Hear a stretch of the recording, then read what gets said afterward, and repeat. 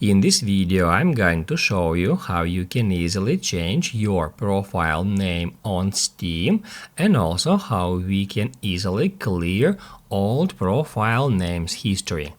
Be sure to watch the video to the very end so you don't make any mistakes. Let's get started, guys, and first off, open up Steam and then click right here at the top right corner at your current Steam profile name. That will reveal that menu. In here, we need to click at View My Profile, and then we'll be taken to our Steam profile, and that's where, in order to change our Steam profile name that displays right here, we need to click at Edit Profile first. Then make sure you are at General section, and once it is done, right over here we can easily find our current profile name, and that's where we can change it. All we have to do is just delete the current one and then enter a new one. I'm gonna enter here test just to demonstrate you how it works.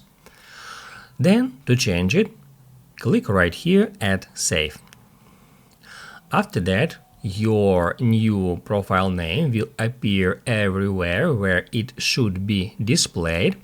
And now let me show you how we can easily find and clear our old profile names history.